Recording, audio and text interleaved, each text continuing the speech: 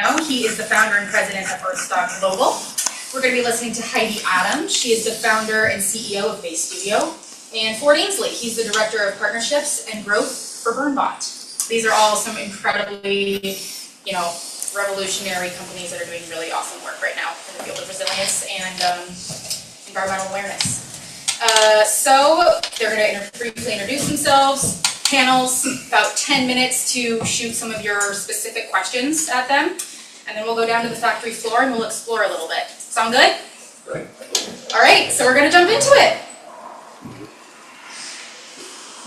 Okay, so Heidi, maybe you want to start with just a brief introduction about you and your work. Okay, I can start. All right. I'm Heidi Adams, and I am the founder and CEO of Bay Studios. And we are transforming one of those common infrastructures in the world, the streetlight, into a platform for resilience by installing solar, integrating solar into it, battery backup, Wi-Fi, and obviously the lights.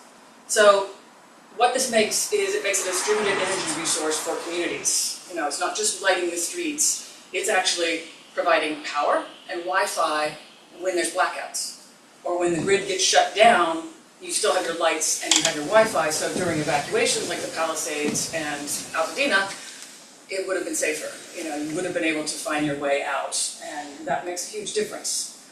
And it also will help, as energy prices rise, it will help keep the costs down because it's a local microgrid that utilities can build up. I don't know if you want to introduce or I just start. Go for it. This is Okay. Michael DiMartino of Earthstock Global. Thank you. I'm Michael DiMartino, and I have a lot to say, but I'm going to compress it into just a few moments right now.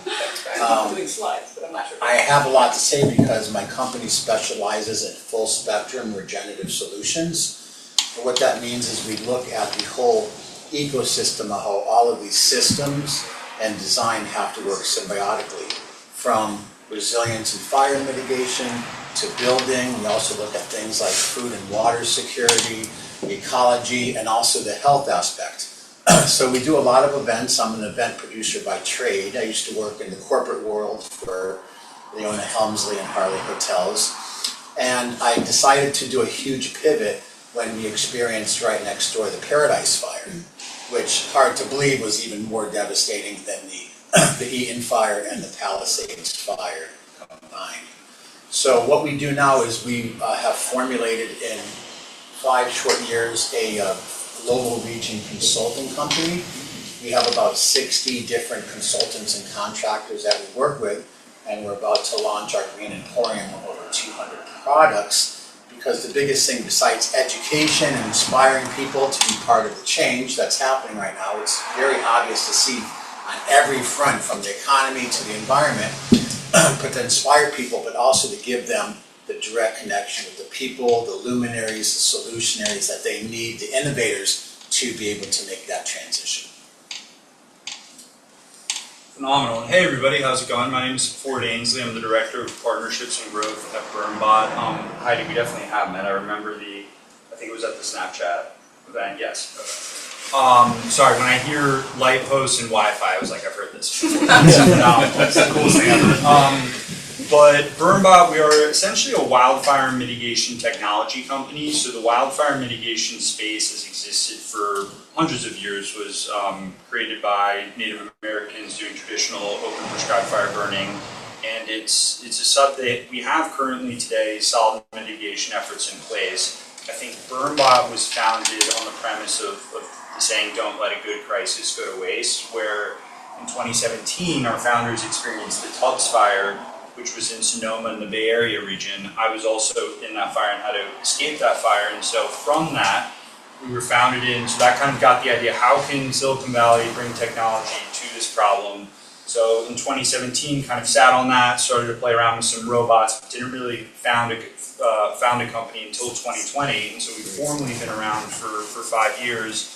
And as we'll talk through further in a little bit, we basically invented technology to help agencies, communities, cities, whoever the client may be, treat more acres in terms of vegetation management on an annual basis. So really glad that the conversation today has this theme of community resilience and how do we work with the community, because that's something we think about daily, and we're not really in practice if we don't have that community buy-in, whether I'm working in Washington State, here in California, here in SoCal.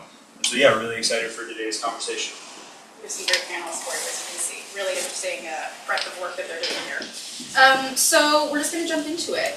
The first question that I have for you guys is, when we think about resilient communities, what does that look like 10 years from now? Well, yeah, I think it's a really crucial question for communities to look at, and I'm seeing that being asked in the Palisades, in Malibu, and Altadena. You know, we're not seeing it so much in the rest of Los Angeles, but I've been really impressed with the community that we're affected and how they're thinking to solve this long term. Because I think they realize that resilience is micro, and that they need to make their resilience within their community.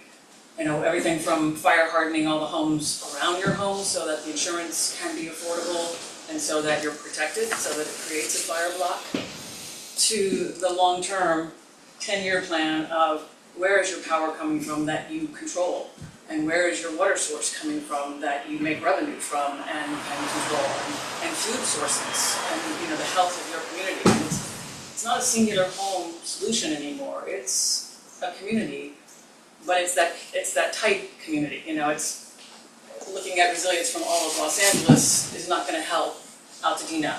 They have to look at it for themselves, and how do they solve that?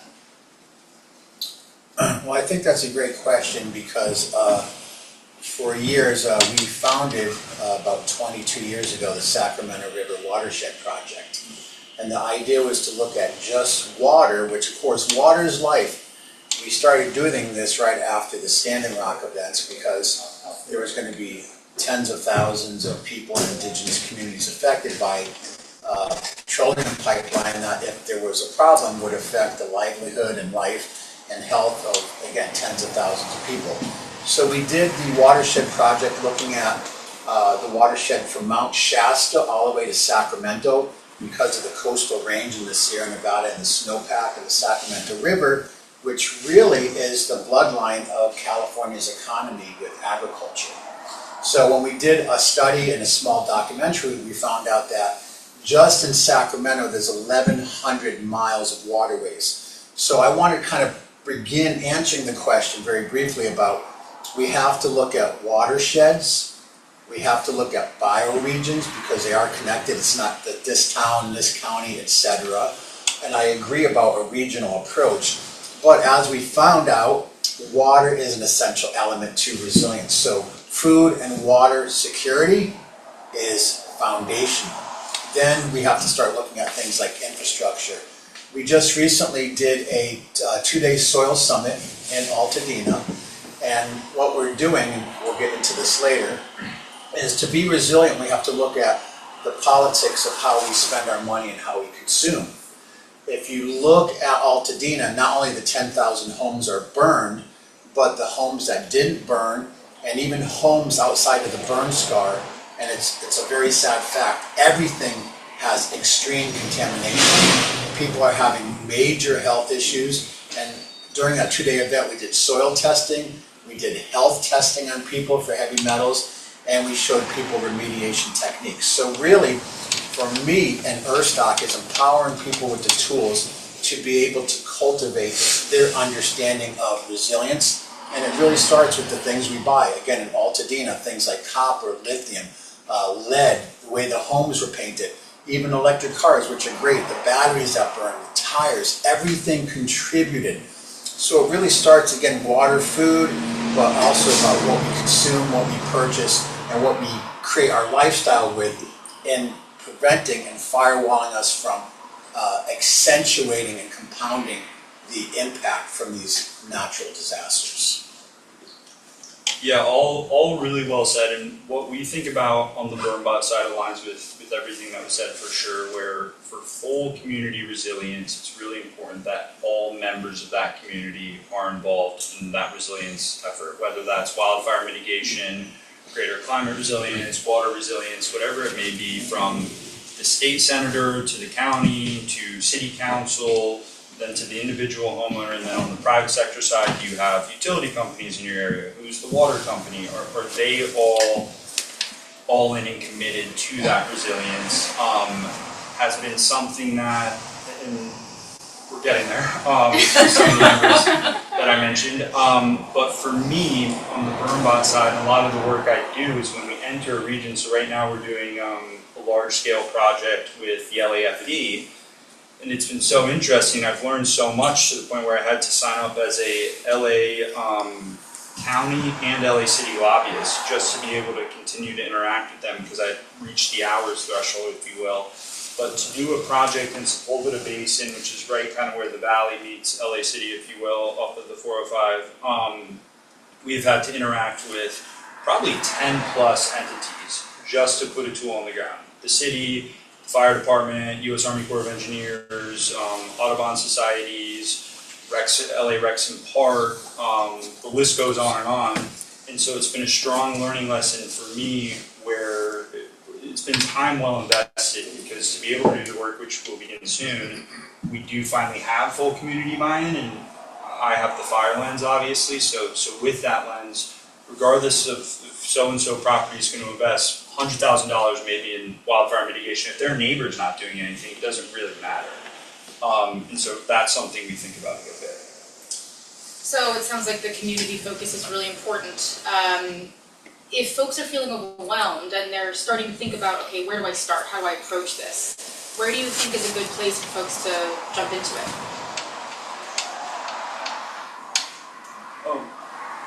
Go ahead. I can start. On the fire side, throughout the state of California, there are these entities called fire safe councils.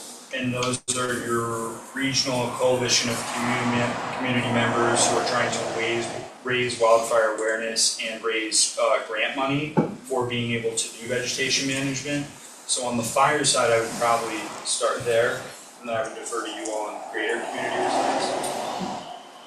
I'd say that's why with Earthstock we have kind of coined the phrase full spectrum regenerative solutions, because as they were both saying, comes down to personal responsibility. We can no longer leave it to our neighbor because we see how there are these community-wide impacts. I mean, we all live in a very connected ecosystem. Even though we have a home and an address and a number, no longer can we kind of have a myopic perspective of these huge disasters that are happening. My partner, Professor Tratner, from Green to Gold, who's in right now in Maui, he went there to create a sustainability center with the government in Maui. 2 weeks after he got there, the Lahaina fire, now the atmospheric rivers. So the point is, we have to build bridges, and we all have to be stakeholders with skin in the game. So it goes from personal responsibility to local authorities, civic leaders, people in the community. So this is really an all-in buy-in, which can be challenging because some people, they have their opinion and perspective. So for me, with Earthstock and our foundation side doing education, we have to educate people about the issues and doing it in a way that can't be politicized, but we also have to show very practical options to these things. So again, full spectrum. It has to do with how we spend our money, the economy. It has to do with the way we interact with our ecosystem, the things we purchase. One of the things we found in Paradise, because of the gold mining legacy in that area, it was a very different bioregional situation because of the contamination from the fire and the mines and the leaching of mercury and all these things. Altadena, every situation, the fire in Santa Rosa has its unique footprint. So, but we have to look at the whole system, or I say, we're really just putting a Band-Aid on cancer. We can't afford to do that anymore. It's getting more and more expensive, and we see more and more agencies being defunded, like FEMA. Last thing I'd like to add, during Altadena, 10,000 homes, I brought in some contractors that could clean up that entire area in less than a year. Meanwhile, a year has passed. Is there the political will for change? Not really. We had maybe 100 people show at that event, and you were also there.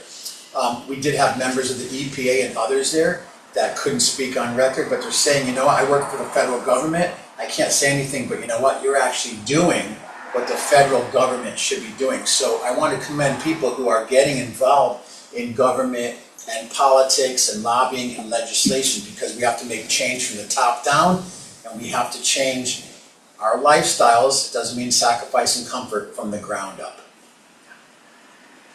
It's a tough question, where to find the next step. What we're hearing, what we're seeing in the community is that they're feeling like there's no leadership.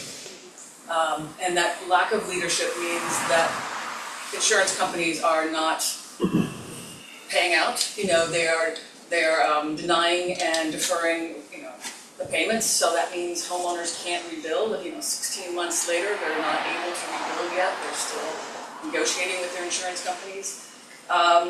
To the whole process, undergrounding, and how you negotiate with utilities around that, protecting your property as well as protecting the trees and the ecosystems. And so it's overwhelming for community members, and with the lack of leadership, that makes it so much harder. It's known that both Malibu, Altadena, and the Palisades are all slower in recovery than was in Paradise and in Maui and Hawaii. That these have been delayed, and why is that happening? What's leaving them behind? So these are frustrating conversations.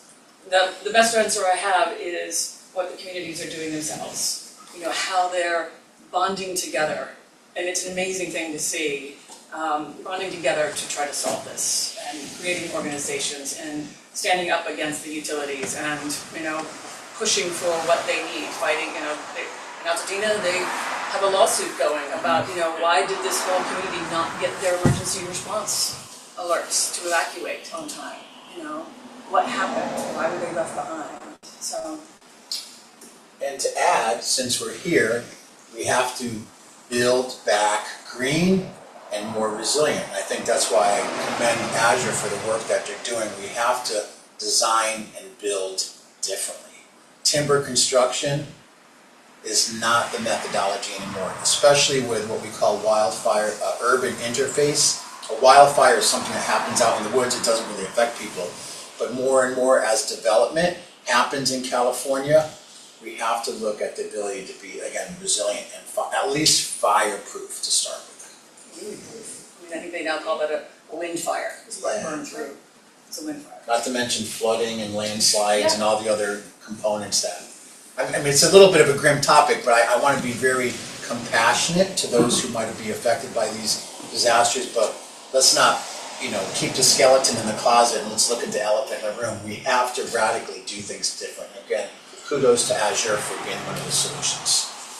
That actually leads me to my next question for you all, which is, as communities are becoming more and more frustrated, as folks are intervening and starting to provide solutions, are you seeing trends that are starting to reshape the way that, especially fire-prone or environmentally kind of vulnerable places are starting to put into practice? Yeah, it's been impressive. Yeah. To see innovation come forward. Yeah. We have antiquated systems that are not built for this climate, the climate that's coming, and that means change, and that scares, politicians. Those are tough questions for communities, but it's being addressed, and people are pushing for innovation and pushing for new ideas like Azure, and I'm seeing many new housing solutions come forward, and we're seeing new hardening solutions coming forward, and we're seeing new infrastructure solutions coming forward. So I am hopeful with where we're going. It's not an easy path, but it's definitely one that we have to keep pushing on. Well, I'd like to acknowledge Ford because he's on the front lines. That's really where it starts. The trends I see, radical self-responsibility. I think, and again, everything I say I don't want to politicize. We can no longer count on the government to ride in on a white horse and do all the work and save everybody. We all know what's happening with defunding FEMA, the EPA, and all these things. So regardless if you're red and blue or purple, the testimony, the evidence still stands that we need to do things differently. So what we've done at Earthstock over the last 4 years, even during COVID, we created what's called the Regenerative Roundtable. And what that is a way that we come into a community and we provoke people to show, like, oh, you don't live here, you don't have skin in the game, what are you doing, go away. Well, it's like, well, again, even outside of a bioregion or a certain specific area, there's a lot of solutions that are available. So when we do a regenerative roundtable, we invite not only the general community, but the civic leadership, along with the people who have the solutions. When we did the soil summit in Altadena, we invited Christine Hinkle, who's now doing massive composting and remediation programs. We invited Jane Patel, who used to work for the Rose Bowl, who was in charge of their green waste and knows how to do biochar. Unfortunately, in disaster capitalism, most of the trees were cut, whether burnt or healthy, and the healthy ones are leaving the area for commerce, and that could be used as a great tool for mediation. Things like biochar, composting, simple things you can do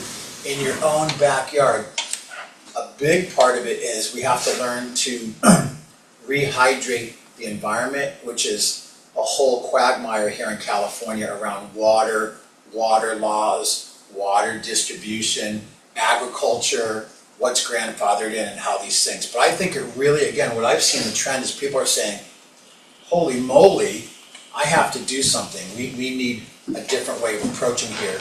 But also not being in a silo. We have to work with local authorities. And as they said at the Soil Summit, it's a very touchy subject because no civic leader or politician wants to be told they have to do things differently. So it's a very diplomatic process to change minds, to change hearts, and to actually do things differently.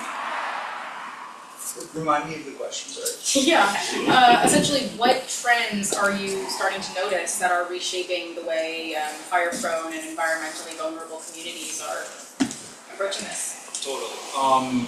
Yeah, maybe piggybacking off of what was just said, I think since last January's fires, on the California side, we have actually seen, I know dollars have gone away from a lot of agencies. One place we have seen an influx at the Fed level, at the state level with Governor Newsom, and then locally and maybe even county-wise is an influx of cash towards fuels management and wildfire mitigation. And so with that, communities now have more of a means to do community level work towards what we're speaking about. And then secondly, I think, I don't know why it was the LA fires, because we've had plenty of larger fires, Paradise, so on and so forth, but for us on the BurnBot side, we've definitely seen an increase in awareness, understanding, wanting to learn more. And so I appreciate you saying I'm at the front lines. I am by no means at the front lines, but BurnBot has become a larger company rather quickly, and so we do have a team of maybe 100 plus operators who very much quite literally are on the front lines. And so from that, I think we've really just been able to get out there more quickly. And so maybe that is a small, tiny silver lining in what was such a bad crisis for so many people. That's great.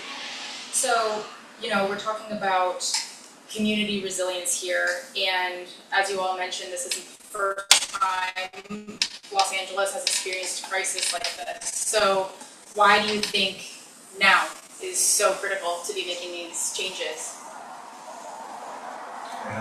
Please. We have the opportunity to be a template for the world. We have the World Cup coming in July. We have the Olympics coming. So the opportunity, besides the devastation, the practical ground floor of what's happening, we have the opportunity, and I did research recently, I think there's been something like $5 billion allotted towards the greening of LA to have a more sustainable, possibly, I would say a veneer for the world coming here, but I think with that kind of resource and the commitment from local governance, that more can be done on a foundational level. But as far as greenways, electric transportation, upgrading, so I think now is the time because LA can turn lemonade out of lemons of what just happened. And it's like the analogy of the phoenix rising from the fire. I'm working on a film right now, and the whole film is based on things like Buckminster Fuller. They call it the Renaissance. So as the old paradigm collapses, floods, burns, economic challenge, I mean, the war in the Middle East, all these things, we have to find new and innovative ways to continue to fulfill the promise of how this country was founded, okay?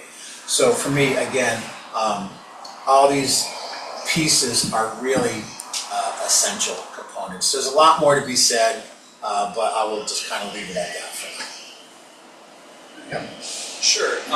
Yeah, I think to that, in my previous life, before joining BurnBot, I came from corporate sustainability where I worked at a consultancy, and we helped very large companies figure out what their emissions were, and then once they figured out what their emissions were, implemented ways to help them reduce those emissions. That was cool and trendy until about 2019, 2020. Those were the peak years. To the point where come maybe 2022, we would write really strong, what I thought were well-written sustainability reports that a large company had paid a good chunk of change for, and they wouldn't even publish it because they didn't want to be seen in that light as too progressive or anything in that nature. Hence why I started looking for another job. But that being said, going back to your question, I think the fires were just so physical and so real. So for all the climate deniers or naysayers, you can't really neglect what occurred, especially I live in Venice, which is one over from Santa Monica, and there was literally a point where I was thinking during the Palisades fire, is it going to get to Santa Monica? Can it then roll through all of that concrete and reach me in Venice? And the fact that I was even having those thoughts goes to show how destructive and crazy that fire was. And so I think because of that, for me, that's part of the reasoning of why now. Because we're not looking at temperature changes and things of that nature. We're looking at physical destruction 30 feet from your door. Yeah, that's exactly right. It's, as you all know this, it's climate change. It's here, it's growing in intensity, and it's not going away anytime soon. So that leaves us with looking at how do we fortify against that, and what we see in our region right now has been in the news, a hotter March than we've ever had. And I was reading news about the Pacific Ocean was somewhere around 71 degrees a couple weeks ago, which it rarely is even in August. So to have the Pacific be that warm, what kind of effect is that going to have on our region and across this nation with hurricanes and more fires? So this conversation is not stopping, and it's just really a matter of how do we address this. And our company looks at how do we stabilize the energy, the lights, the Wi-Fi for communities so that they have that local resource, because our grid is vulnerable. When the power lines get knocked out and they're far, far away from you, distribution's far, far away, there is nothing there. But if we can store the power locally in something as easy as a street light on every block, it makes a big difference. And we're seeing changes in LA County government to start to move in that direction. So it's been a really nice, market affirmation that this is coming to fruition. Can I add just the climate change debate, okay? I used to be an investigative journalist. We all can see climate change is real. Is it a big green scam, as our current administration is saying, or is it real? In my research, and I just put an article out in our quarterly magazine called Regen Global, climate change drastically happens every 26,000 years. You think about the Ice Age. So it's a natural cycle of the planet, which is a living organism.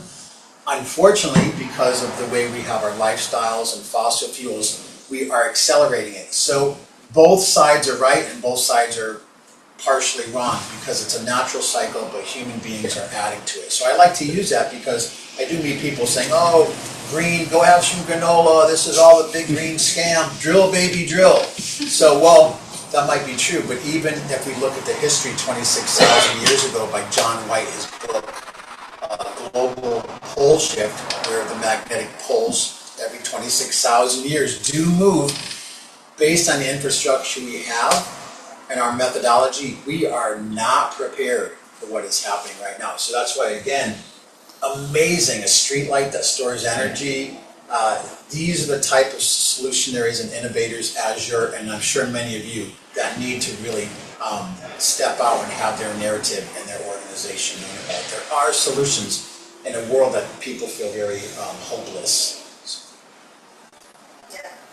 So, do you think that standards have changed really since Los Angeles has been affected by these environmental crises? Or are you seeing either on an infrastructure level, political level, any real changes? Yeah, not as much as we would want. Not as much as we need. Yeah, and that's the heartbreaking reality. As I spoke of earlier, a lack of leadership in this segment. People are pushing, there are bills, there are things going that, but still there's not the implementation that allows the change to happen.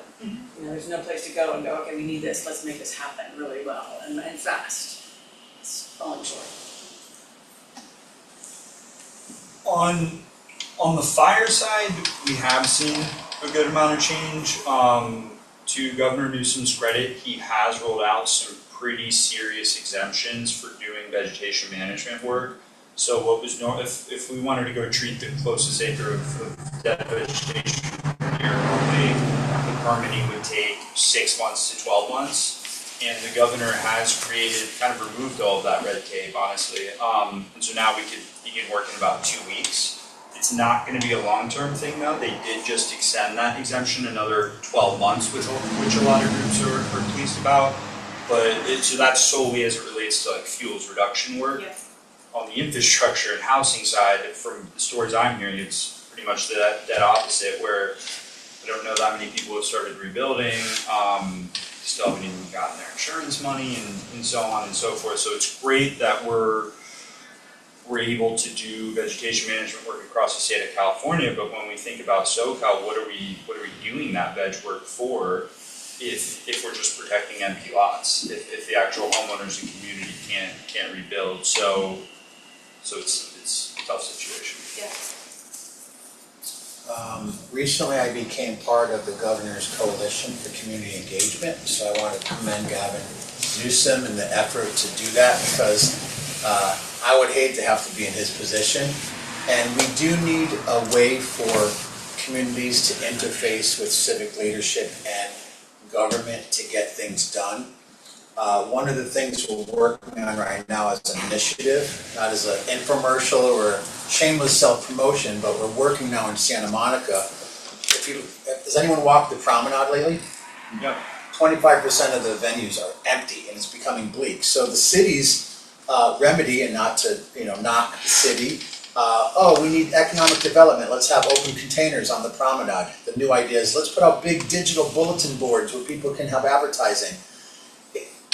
So what we're working on is starting a West LA community hub for regenerative solutions, where we can have all the organizations and nonprofits and have a continued rotation of events and meetings to get people together to have a consensus of what needs to be done, and then hopefully be able to interface more with the city, which the last city council I met with, the first 50 speakers that signed up were all youth and tourists, a lot of surfers who were saying, why are we all sick when we go in the ocean?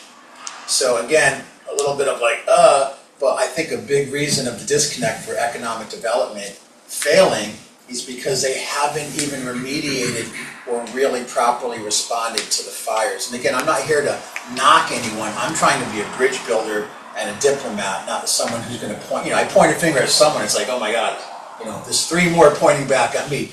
So I have seen a lot of positive stuff, but we have to continue to apply the pressure and to have real solutions, not just angry discourse and red against blue against purple. We really, this is a watershed moment, and with the World Cup and Olympics coming up, we can really be a model, a template for the world. This is not just here in the United States, this is happening everywhere and even more severe. I have one last kind of big picture question for you guys, and I know that it's going to be compared to the slides that we kind of jump right past, so I'll give you the opportunity to go through that after this. But you know, it sounds like there's a lot of community frustration and folks that are ready to see a change. So the question is, you know, what do you think is slowing down the adoption of innovation like this? We kind of touched on it throughout this, you know. Change is hard. It scares people. It scares, you know, the systems that we have in place. It affects people's jobs. It affects people's livelihoods, so they resist. You know, our utilities, our public utilities, don't want to hear about innovation. You know, the long-term people employed in those companies push back. LA DWP, LA Public Works. You know, they'll shut you down. I've sat in quarters with them, and they literally said, Altadena won't want your streetlights. You know, we're not talking to you about your streetlights because we don't think it's viable. Those are hard conversations, you know, and so then our response is, you know, we go back to the community and go, let's talk to the community and see what they think. But, you know, trying to push this forward and bring change is an uphill battle, but it's one that every one of us in this room understands and is willing to take on, you know, particularly this team right here. Yeah, going exactly to what you just said with LADWP, I haven't interacted with them a ton, but just really with any agency, they're very slow to adopt technology. They're stuck in their ways, and they like how they do it currently. And so when I bring a shiny new robot to them, it takes a lot of demos, a lot of schmoozing, and a lot of coffee for them to even consider using it on their smallest project. And so I think that, and then I think the other factor is money.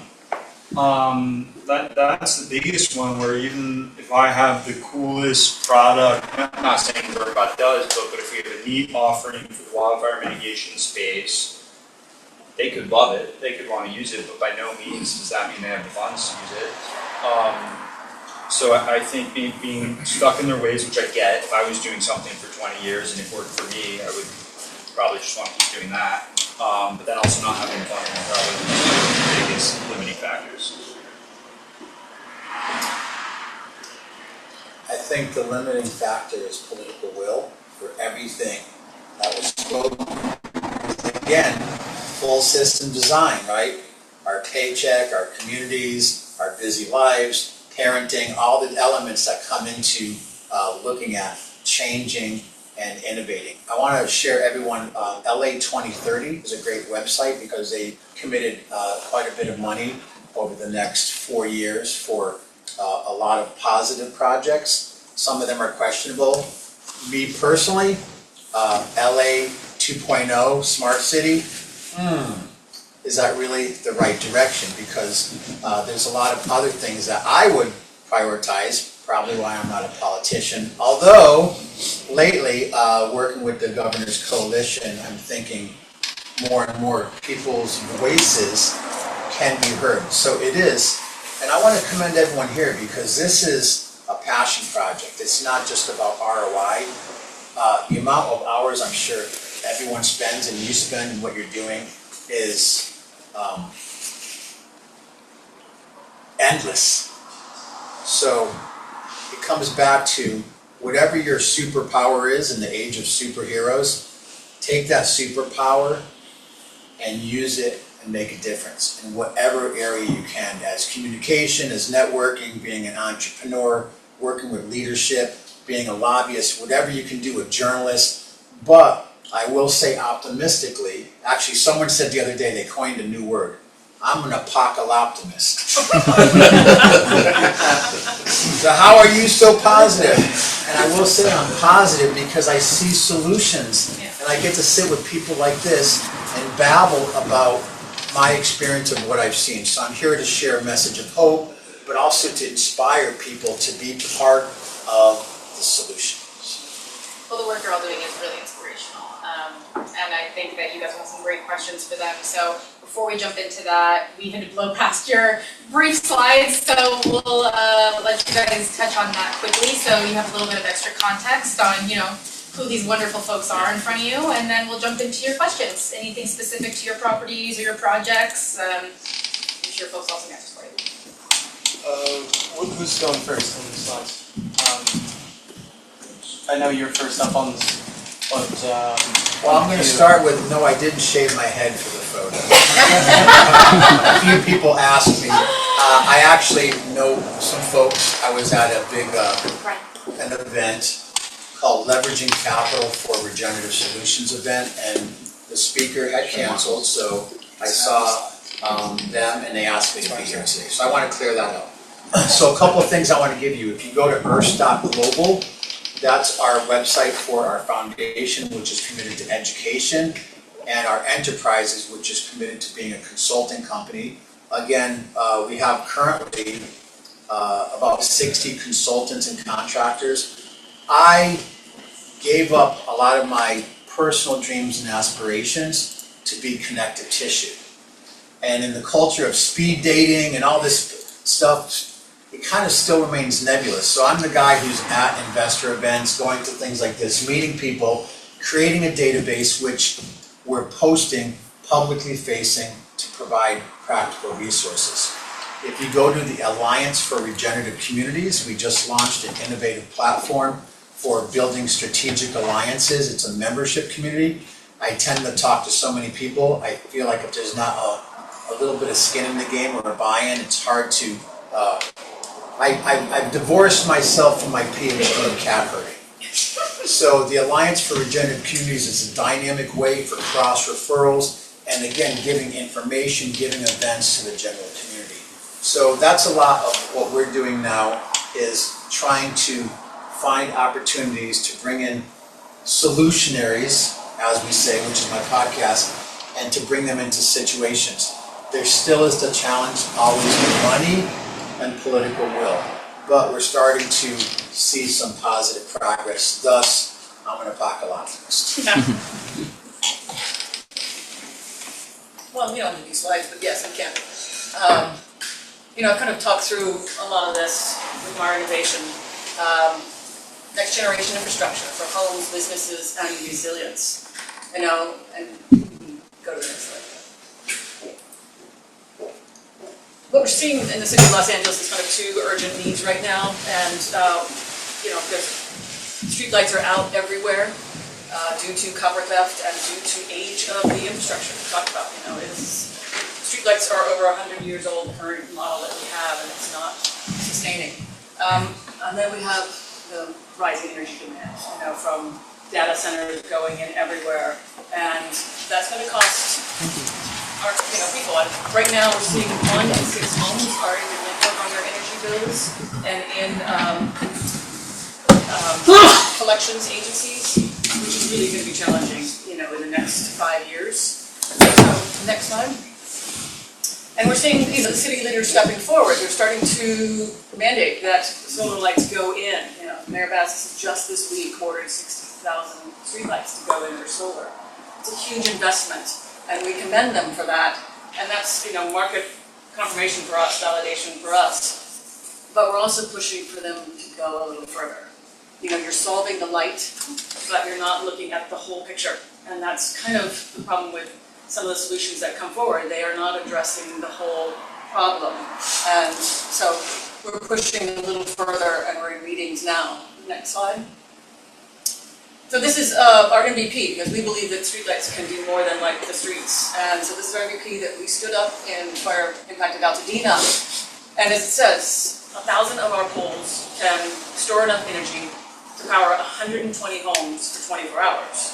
So when you're talking rolling blackouts of like 4 hours, that can power over 700 homes. Keeping the lights on, keeping the Wi-Fi on, that's impact, and that's what's needed.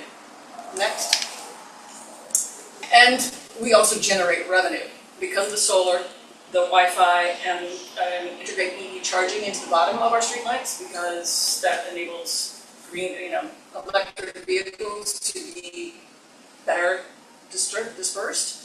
So they can generate between 5,000 and 8,000 per pole with full, equipment per year. So they pay for their investment in 3 years, and then they continue to generate revenue. So in communities like Altadena and Palisades, can they install things like this where that money stays within the community to help them build long-term resilience? We're in talks with a water program that can also do that as well, that could generate revenue for those communities as well as water, so that, again, they have capacity to build long-term resilience. And we're looking at doing a pilot. That's the biggest thing is, convincing the communities and the government to do a pilot. And that's, the next slide is our start closing statement. There we go. Thank you, Heidi.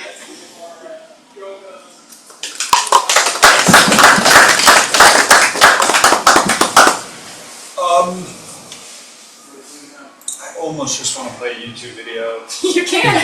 No, I'm being lazy. We have cool YouTube videos though, but okay. Everyone's gonna Google you when they get home. Okay. So you can just go to the next slide. So we have a lot going on at BurnBot. As I mentioned, we are a full-scale fuels mitigation company. We work with individual homeowners on their 1 acre parcel all the way up to the U.S. Forest Service on their 1,000 acre parcels or multi-1,000 acre parcels.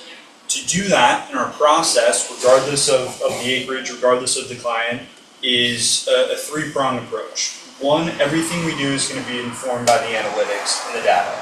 What I mean by that is we want to make sure that client is essentially getting the biggest bang for their buck when it comes to wildfire mitigation, wildfire resiliency. So we look at wind patterns, slopes, fire history, fire behavior, so on and so forth, to determine what are the acres that are most vulnerable and what should we start with treating first. Once we have that, we then have an array of machinery, which you can see above here. We're most commonly known for, which is here on the right, which is the BurnBot itself. And I'll get into that on the next slide. That puts essentially the prescribed fire on the ground in a very controlled and smoke-free manner, so you can kind of implement and integrate your fire break and fire barrier like you haven't been able to do before. But we also have a fleet of the two red machines, top left and then middle, top of the middle. And those are remote masticators, and I think of those as chew-bots. So these are far more practical for Southern California, I would say. Near where I live, we have the Santa Monica Mountains. I go on a lot of hikes there, and it's very steep, a lot of dry vegetation that's rather dense. And so these remote masticators are essentially chew-bots, if you will, where the front of them have teeth that are about 6 feet wide, I think. And so those heads kind of chew up and churn down the vegetation. They do leave that mulch in place, but what that is effectively doing is reducing your fire density and giving fire departments a chance to get in there if a spark or if a fire were to ever occur. And then on the bottom of that, we have traditional forestry equipment that for our larger projects, and you can see the heads are still revolutionary in the sense of the remote masticators, and they're also informed. I've learned a lot about this recently, actually, where all of these machines can be operated remotely, but then secondly, it's all informed by data and software that comes back to the operators to his or her remote control, so they can see the speed at which they can see if they're operating in the right area, so on and so forth. So we're just really bringing technology and another tool in the tool shed for fire departments, local counties, so on and so forth.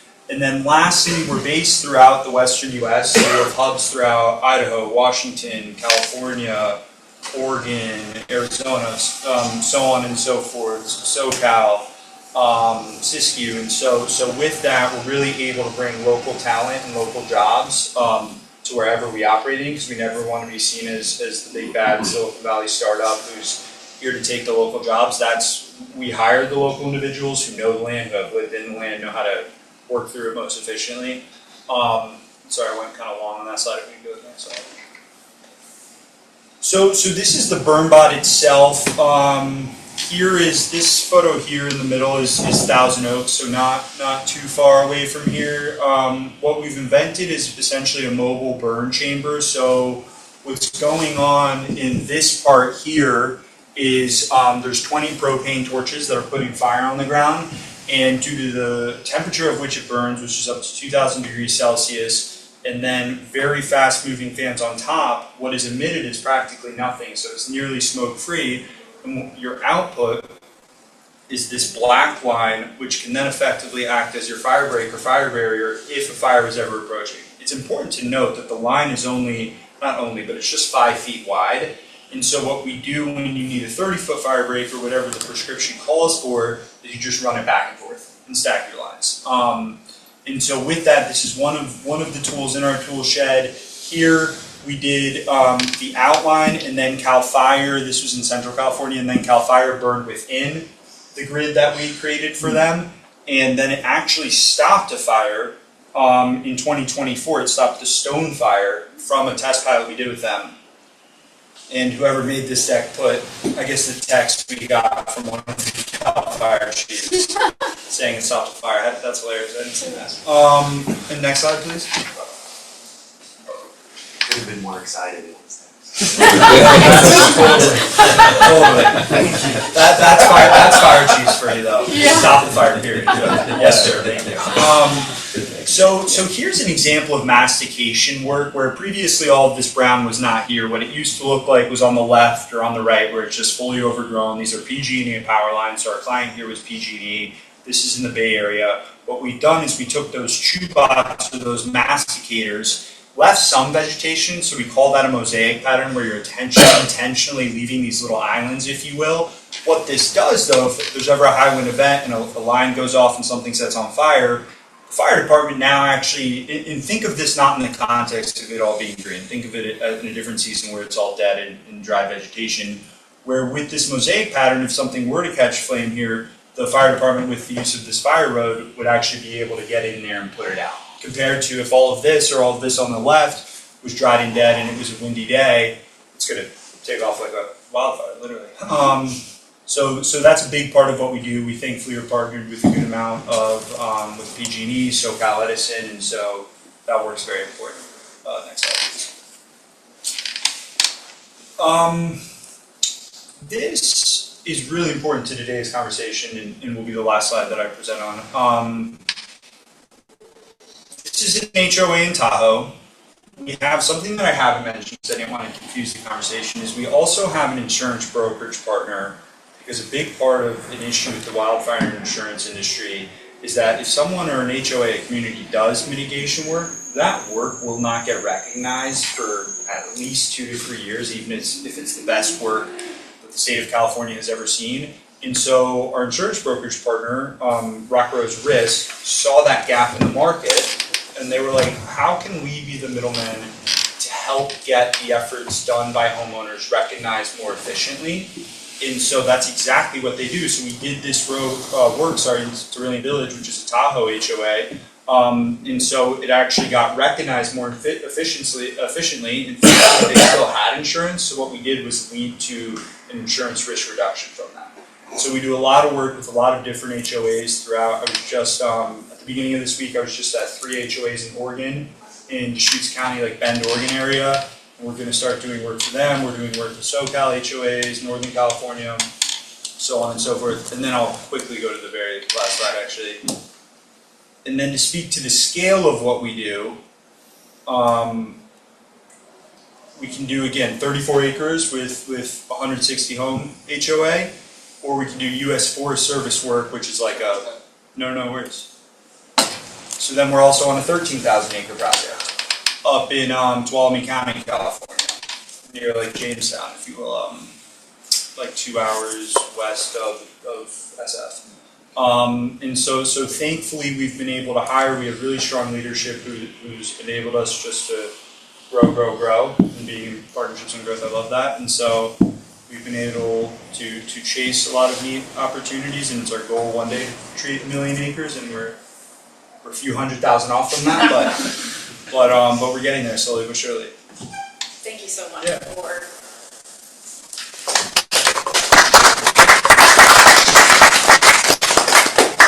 So yeah, some very inspiring work being done here on the forefront of innovation. I'm sure you guys have lots of questions for these folks, so I'll let you guys get started. Go ahead and raise your hand if you have anything you want to direct up here. Please. I have a question on the propane. How many, I guess, acres does it last before you have to like refill the propane tank? It's a great question. So it carries 5 propane tanks, but thankfully we can place them out without the machine ever needing to stop. Okay. So it can run, it's run for 15 plus hours in one day. Oh, wow. So it's only leveraging one of the 5 propane tanks at a time. Yeah. So someone can like swap it as Totally. it's going. That wasn't the case with the RX-1, Got it. but we now thankfully have the RX-2. Because we foresaw that issue, we also had to insert sensors on some of the propane tanks. That was an issue because we laid them horizontally and the readings were off.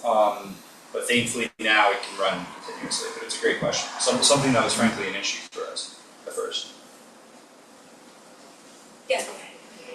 I have one question for your business model. I'm just wondering, who are your customers? Love that question. So our customers are anyone with an asset in a high wildfire severity zone. So that can be individual, on the private side, that can be individual homeowners, HOAs. We've worked with colleges and boarding schools, regular schools. We've worked with wineries, utility companies, obviously, water districts. Then on the public sector side, it can be the city, the county, the state. Federal government is a client of ours as well. So really anyone, frankly, that has a wildfire risk that they're trying to mitigate. Yes. Locally speaking, how much of the sort of traditional connected grid, is it fully operational now?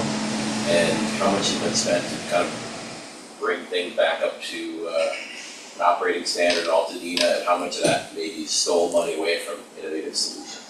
I don't mean exact numbers, but do you have a sense of where the grid is in these burn areas? Yeah, they're undergrounding them all in the burn areas, and it's a slow process. I think Malibu is moving faster on that than Altadena and the Palisades. But I think because Altadena and the Palisades are more densely populated, it affects people's homes more directly, and there's more negotiation and concern. So that's also part of the process, the questions being asked. And so it's a long way off as far as getting it done. And the other thing that's a problem is it's not a complete undergrounding. The utilities, SoCal Edison and LADWP are going underground, but the networks are not. So AT&T, Spectrum, broadband are not undergrounding right now. Which means, are they going to come back later and underground? Those wires hang lower. So, like in Altadena, they burned, the fiber optics burned because they hang low enough, and so that scorched them out. So power was returned in a couple weeks, but the fiber optics were not returned until like 3 or 4 months, 2 to 3 months. And that's hugely impactful for the people that were still living there to not have that service, which is essential for so many things, from healthcare to your work to your gas station being able to sell you gas. It's just to have those lines down for that length of time, and they're not moving to change that. As soon as they redid the lines after 2 to 3 months, they just continued to run lines, in the air, which is kind of short-sighted. So there's not a good answer. Yeah. And rhetorically speaking, how much of it is sort of like an impenetrable black box that once it's buried is not going to be able to be upgraded, and how much of it is still kind of... They're trying to... I can address that. There we go. Okay. This is Altadena. This is Robert. Edison is undergrounding 63 miles of power lines in Altadena. Most of them are up near the canyons and near the mountains. They've done about 3 miles of it so far. I've been told by the engineers that the transformer pads they're placing, as well as the conduits that they're placing underground, are oversized, so that if they have increased need for capacity in the future, they can pull larger wires and put larger transformers in place without any excavation. Who'll be on our next panel? Trust me, I've gone way too deep into this. Yeah, and it kind of touches on it's not really a question, but a comment that I want to make, and that is that, where does the power come from to affect the change? in communities like Altadena. Community members are motivated to push for change, but we have no capacity. We're all overwhelmed trying to rebuild our homes, trying to keep Edison from cutting down or damaging more of our trees, fighting with our insurance companies. And so that's really a huge issue that I see. There's lots of great ideas, but where does the power come from? And unfortunately, after an event like this, it really can't come from the community. Even though we're motivated, we can't do it. That's what our government is supposed to do for us, but they're not motivated. So there's this kind of disconnect, and I don't see how to fix that. I'd love to have suggestions on that. Well, I'm working with, just to do a little pivot, I'm working with people that are, the current administration said all mega data centers now have to produce their own energy. Because we're already starting to see rolling blackout because of energy demand. So the people I'm working with are working with the folks, I believe, in Sweden, where they have wireless power lines, where they've figured out how to conduct and transport electricity through not lines of old models. So like you were saying, and also mentioning, how do we upgrade to the cutting edge of innovation? And to accentuate what you were saying, there has to start with the political will to do so.